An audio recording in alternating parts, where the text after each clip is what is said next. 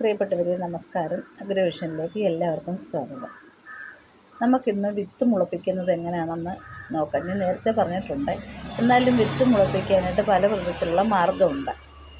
നമ്മൾ paper glass എടുത്തു കഴിഞ്ഞാൽ പേപ്പർ ഗ്ലാസ്സിൽ നല്ലൊരു മിശ്രിതം തയ്യാറാക്കി നിറയ്ക്കണം. ഈ മിശ്രിതം എന്താണെന്ന് വെച്ചാൽ ചകിരി കമ്പോസ്റ്റ്, അതുപോലെ നന്നായിട്ട് ഉണങ്ങിപ്പൊടിഞ്ഞ് ചാണകപ്പൊടി, വെർമിക്കുലേറ്റ്, പെർലൈറ്റ് ഇവയെല്ലാം കൂടെ ചേർത്ത് നല്ലൊരു മിശ്രം തയ്യാറാക്കിയിട്ട് നമ്മൾ ഈ പേപ്പർ ഗ്ലാസ്സിൽ മിശ്രം നിറച്ചിട്ട് അതിൻ്റെ മുകളിൽ നമ്മൾ ഏത് വിത്താണോ നമ്മൾ നടാൻ ഉദ്ദേശിക്കുന്നത് ആ വിത്തുകളൊന്ന് രണ്ടെണ്ണം ഒന്നിച്ചിട്ട് കൊടുത്തു കഴിഞ്ഞാൽ എളുപ്പം അത് കിളിച്ച് വരും. ഇപ്പം പച്ചമുളക്, വഴുതന, തക്കാളി ഇതൊക്കെ ആകുമ്പോൾ നമുക്ക് ഒരു നുള്ളൊന്ന് വിതറി ഇട്ട് കൊടുത്തിട്ട് അതിൻ്റെ മുകളിൽ സ്വല്പം കൂടെ മിശ്രം ഇട്ടിട്ട് നമ്മൾ നന്നായിട്ടൊന്ന് നനച്ചു കൊടുത്ത് ഒരു 3-4 ദിവസം കഴിയുമ്പോൾ ഇതെല്ലാം കിളിച്ച് വരും.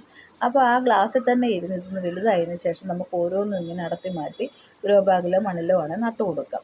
അല്ലെങ്കിൽ നിങ്ങൾ സീഡിങ് ട്രേയിലോട്ട് നട്ടു കൊടുത്തു കഴിഞ്ഞാൽ ആ സീഡിങ് ട്രേയിൽ തന്നെ അതിരുന്ന് ഒരുമാതിരി ഒന്ന് വളർന്നു വരും. എന്നിട്ട് നമുക്ക് പറിച്ച് കൊടുക്കാം.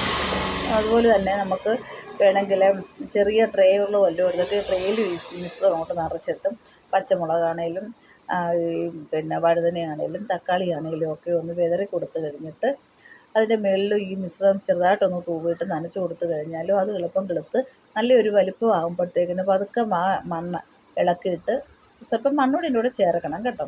ഈ മിശ്രം ഒന്ന് ഇളക്കിയിട്ട് വേരുകളൊന്നും പൊട്ടാത്ത രീതിയിൽ നമുക്കത് വീണ്ടും ഒന്നുകൂടെ പറിച്ച് സീഡിങ് ട്രേയിലും എന്തെങ്കിലും ഒന്ന് നട്ട് കൊടുത്തു കഴിഞ്ഞാൽ അത് ഒന്നുകൂടെ ഗ്രോത്തിൽ വളരുകയും അത് തന്നെയല്ല ഈ സീഡിങ് ട്രേയിൽ നമ്മൾ ചെറിയ പച്ചക്കറി തൈകൾ പറിച്ച് നട്ട് കഴിയുമ്പോഴത്തേക്കിന് ഈ പച്ചക്കറി തൈകൾ ഒരു നല്ല ഗ്രോത്തിലേക്ക് വരാൻ വേണ്ടി നമുക്ക് എന്തെങ്കിലും ലിക്വിഡ് ഒന്ന് സ്പ്രേ ചെയ്ത് കൊടുക്കാം. ലിക്വിഡ് എന്ന് പറയുമ്പോൾ ഓർഗാനിക്കായിട്ടുള്ള എൻസൈമുകൾ, ബൂസ്റ്ററുകളൊക്കെ കിട്ടും. അവയൊക്കെ ഒരു 5 മില്ലി 1 ലിറ്റർ വെള്ളത്തിൽ കലക്കിയിട്ട് സ്പ്രേ ചെയ്ത് കൊടുത്തു കഴിഞ്ഞാൽ ഒരാഴ്ച കൊണ്ട് ചെടികൾ നല്ലൊരു വലിപ്പം വെക്കും. അപ്പം നമുക്ക് എളുപ്പം ഗ്രോ ബാഗിലോട്ടൊക്കെ പറിച്ച് നട്ട് കഴിഞ്ഞാൽ നല്ല ഗ്രോത്തിൽ തന്നെ ഇതങ്ങ് വളരുകയും നല്ല ആരോഗ്യമുള്ള തൈകളായിരിക്കുകയും ചെയ്യും.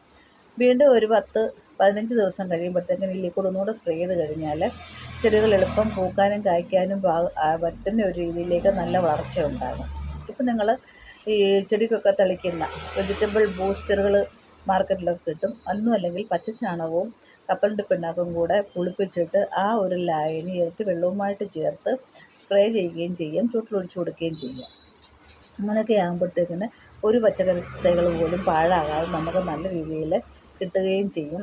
നമ്മളത് ഗ്രോ ബാഗിലോ മണ്ണിലോ നട്ടു കൊടുത്തു കഴിഞ്ഞാൽ നല്ല ഗ്രോത്തിൽ വളർന്ന് നമുക്ക് നല്ല വിളവ് ലഭിക്കുകയും ചെയ്യും. പിന്നെ ശ്രദ്ധിക്കേണ്ട ഒരു കാര്യം എന്ന് വെച്ചാൽ നമ്മുടെ വീട്ടിൽ എല്ലാവർക്കും എല്ലാ പച്ചക്കറികളൊന്നും ഇഷ്ടമല്ല. ഇപ്പം കുട്ടികളൊക്കെ എന്ന് വെച്ചാൽ അവർക്ക് പച്ചക്കറികൾ കഴിക്കുന്നതേ ഇഷ്ടമല്ല. അപ്പോൾ എന്നാലും അവർക്ക് ഏതെങ്കിലും ഒരു പച്ചക്കറികൾ ഇഷ്ടമില്ലാതിരിക്കുമല്ലോ. അപ്പോൾ അങ്ങനെ ഇഷ്ടമുള്ള ഏതാണ്, വെണ്ടയാണോ പയറാണോ അതുപോലെ വഴുതനയാണോ ഏതാണ് ഇഷ്ടമുള്ളത് വെച്ചാൽ അത് നമ്മൾ എല്ലാവർക്കും ഇഷ്ടമുള്ള പച്ചക്കറികൾ തിരഞ്ഞെടുത്ത് നമ്മൾ അടുക്കളത്തോട്ടത്തിൽ കൃഷി ചെയ്യാൻ എപ്പോഴും ശ്രമിക്കുക. എന്നിരുന്നാലും എപ്പോഴും നമ്മൾ ഇലക്കറികൾ കുട്ടികൾക്കും പ്രായമായവർക്കും എല്ലാം ഇലക്കറികൾ ആരോഗ്യത്തിന് നല്ലതാണ്. ഇലക്കറികൾ കൊടുക്കണം.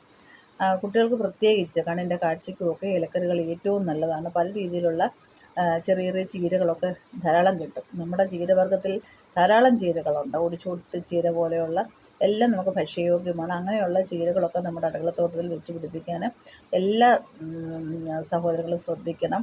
ഞാൻ കൂടുതലും സ്ത്രീ ജനങ്ങളെയാണ് പറയുന്നത് കേട്ടോ. വെറുതെ ഇരിക്കുന്ന ഒത്തിരി ആൾക്കാരൊക്കെ ഉണ്ട്. അവർക്കൊക്കെ ഒന്ന് നമ്മുടെ ഒരു ചെറിയ അടുക്കളത്തോട്ടം ഉണ്ടാക്കാൻ ശ്രമിച്ചു കഴിഞ്ഞാൽ നമുക്കൊരു പരിധിവരെ നമ്മുടെ പല രീതിയിലുള്ള ആരോഗ്യം സംരക്ഷിക്കാനും രോഗങ്ങളിൽ നിന്ന് ഒരു മോചനം നേടാനും നമുക്ക് സാധിക്കും. പച്ചക്കറികൾ മേടിച്ച് ഉപയോഗിക്കാതെ നമ്മുടെ വീട്ടുവളപ്പിൽ തന്നെ നല്ലൊരു അടുക്കളത്തോട്ടം ഉണ്ടാക്കണമെന്ന് എല്ലാവരും ശ്രദ്ധിക്കണം. അതിനൊരു അടിസ്ഥാന കാര്യമാണ് ഞാൻ വിത്ത് മുളപ്പിക്കുന്ന കാര്യം പറഞ്ഞത്. അതിനെ പരിപാലിച്ചുകൊണ്ട് പോകണം. ഒരു തൈ നട്ടാൽ മാത്രം പോരാ, ആ തൈ വലുതാകുന്നിടം വരെ അതിൻ്റെ കൂടെ നമുക്ക് ഒരു ശ്രദ്ധയുണ്ടാകണം. കറക്റ്റ് സമയത്ത് വെള്ളമൊഴിക്കാനും അതിന് വേണ്ടുന്ന വളം ഒത്തിരി ഇടണ്ട, ചെറിയ തോതിലുള്ള വളം ഇട്ട് കൊടുക്കാനും പൂക്കുന്ന സമയമാകുമ്പോഴത്തേക്കിന് നല്ല രീതിയിലുള്ള ഫോസ്ഫേറ്റൊക്കെ ചേർന്ന് വളങ്ങൾ ഇട്ട് കൊടുക്കുകയും ഒക്കെ ചേർക്കണം. എപ്പോഴും നമ്മൾ വളം ഇടുമ്പോൾ ശ്രദ്ധിക്കേണ്ടത് NPK അടങ്ങിയ വളങ്ങൾ ഇട്ട് കൊടുത്തു കഴിഞ്ഞാൽ അത് ജൈവമായാലും പിന്നെ കെമിക്കൽ അത് രാസവളമായാലും ആ NPK അടങ്ങിയ വളങ്ങൾ ഇട്ട് കൊടുത്തു കഴിഞ്ഞാൽ നന്നായിട്ട് കായ്ഫലം നമുക്ക് കിട്ടത്തുള്ളൂ. ഇടയ്ക്ക് നമുക്ക് ഈ തൈകളിൽ സ്യൂഡോമോണാസ് അതുപോലെ പൊട്ടാഷ് ഇതൊക്കെ ഇടയ്ക്കിടയ്ക്ക് ഇട്ട് കൊടുക്കണം. അല്ലെങ്കിൽ സ്വല്പം ചാരമെങ്കിലും ഇട്ട് കൊടുക്കണം. അങ്ങനെ എല്ലാവരും ശ്രദ്ധിച്ചു കഴിഞ്ഞാൽ നമുക്ക് നമ്മുടെ വീട്ടുവളപ്പിൽ തന്നെ നല്ല രീതിയിൽ നമുക്ക് പച്ചക്കറികൾ പറിച്ചെടുക്കാൻ സാധിക്കും. അപ്പോൾ എല്ലാവർക്കും ഈ വീഡിയോ ഇഷ്ടമായെങ്കിൽ എല്ലാവരും സബ്സ്ക്രൈബ് ചെയ്യണം, കമൻറ്റുകളൊക്കെ ഇടണം. ഓക്കെ.